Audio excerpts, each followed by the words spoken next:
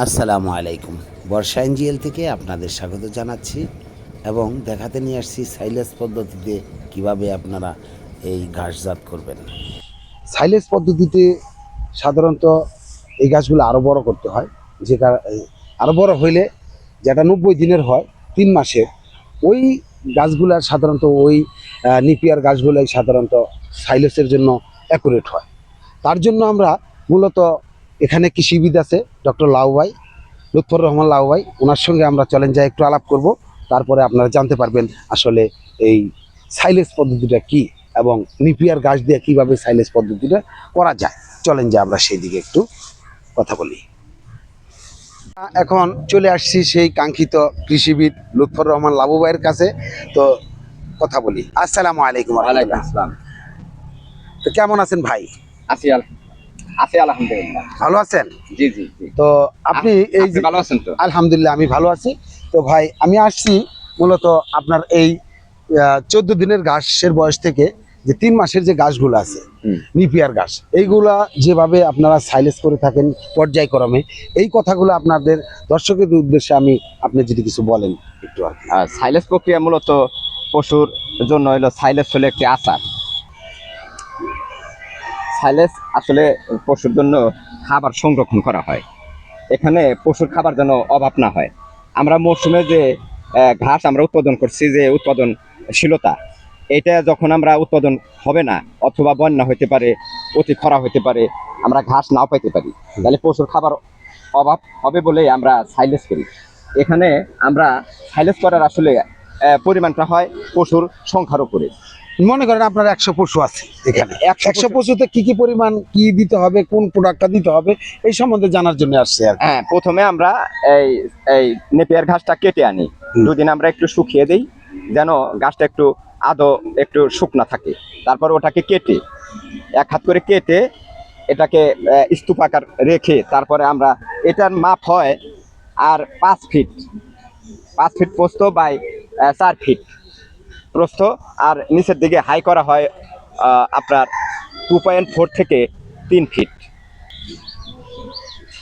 এভাবেই করেন। সাইলেসে আরো কিছু উপাদান রয়েছে।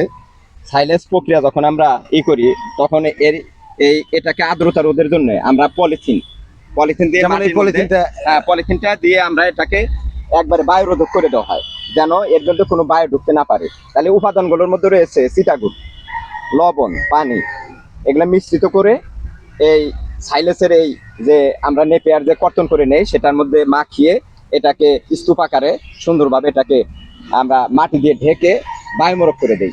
এটা 3 ভাবে করা যায়। মাটির মধ্যে করা যায় হাত পদ্ধতি, এবং করা যায় ড্রাম পদ্ধতি, এবং রয়েছে উন্নত মানের বস্তার মধ্যেও বায়ুমোরক করে এই নেপিয়ার আপনারা বাড়িতে আপনারা অল্প পশুর জন্য আপনারা নেপিয়ার সাইলেস করতে পারেন। পশু খাদ্য নিরাপত্তা বিধানে সাইলেসের গুরুত্ব রয়েছে।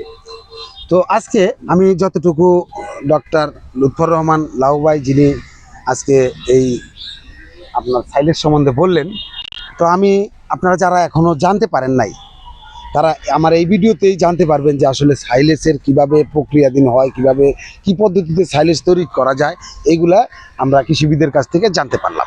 আর একটু কথা আছে, মূলত এটা সম্পূর্ণ হইতে 20 থেকে 21 দিন সময় লাগে। আমরা যদি খুব তাড়াতাড়ি মনে করি যে না, আমরা পশুর খাবার দরকার, তাহলে আমরা 21 দিন পরে আমরা এটা খাবারের উপযোগী বলে মনে করতে পারি, এবং এটা আমরা সময় বাড়িয়েও নিতে পারি, 1 বছরও রাখতে পারি। এই আচারটা খুবই উন্নত মানের। এতে প্রোটিনের পরিমাণ খুবই বেশি হয়, যা আমরা কাঁচা ঘাস থেকে যে পরিমাণ প্রোটিন পাই, তার থেকে 56 থেকে 60 পরিমাণ প্রোটিন এটার মধ্যে আঁশ বেশি হয়। এটা খুবই গুরুত্বপূর্ণ এবং পশু মাংস এবং দুধের জন্য খুবই উপযোগী। আমি জানতে চাইবো যে আপনারা যে সাইলেজ পদ্ধতিতে যে আচারটা তৈরি করতেছেন, মূলত এই আচারের স্বাদ এবং গন্ধটা কেমন হয় যদি একটু বলতেন। আচারের স্বাদ খুবই মিষ্ট, কারণ আছে এটা শর্করা সমৃদ্ধ হয়। গরুর দুগ্ধ উৎপাদনে খুবই পুষ্টিকর, কারণ এই আচার খেলেই গরুর দুধ দেয়, ব্যাপক দুগ্ধ উৎপাদনে দুধের। তাহলে এই আচারের অনেক গুণাগুণ তেলে পাওয়া যায়। হ্যাঁ, অবশ্যই এই আচার পশুর খাদ্য নিরাপত্তা, এই আচার আসলে পশুর খাদ্য নিরাপত্তার জন্য খুবই গুরুত্বপূর্ণ।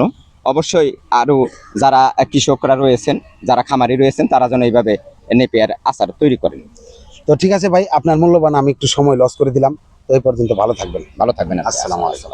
তো দর্শক বন্ধু, আজকে কৃষিবিদ ডক্টর লাউভাই যেসব এই সাইলেজ সম্বন্ধে যতটুকু আমরা এর কাছ থেকে জানতে পারলাম এবং বুঝতে পারলাম, তাতে এই সাইলেজের স্বাদ এবং গন্ধ অমায়িক খুব ভালো এবং কি মিঠা জাতীয় একটা পদার্থ। তো যাই হোক, এই বিষয় নিয়ে আমরা যতটুকু পারলাম সময় দিলাম আমি আপনাদের সঙ্গে কথা বলার জন্য। তো আজকে যতটুকু বললাম এই সাভারের এই রাজাসন এরিয়া থেকে। তো পরিশেষে আমি জানাতে চাই, আমার এই বর্ষা এঞ্জেল চ্যানেলটাকে আপনারা সবাই সাপোর্ট করবেন, সাবস্ক্রাইব করবেন, কমেন্ট করবেন, লাইক দিবেন। ভালো থাকবেন। আসসালামু আলাইকুম ওয়া রাহমাতুল্লাহ। হয়তো দেখা হবে নতুন অন্য কোনো ব্লগে।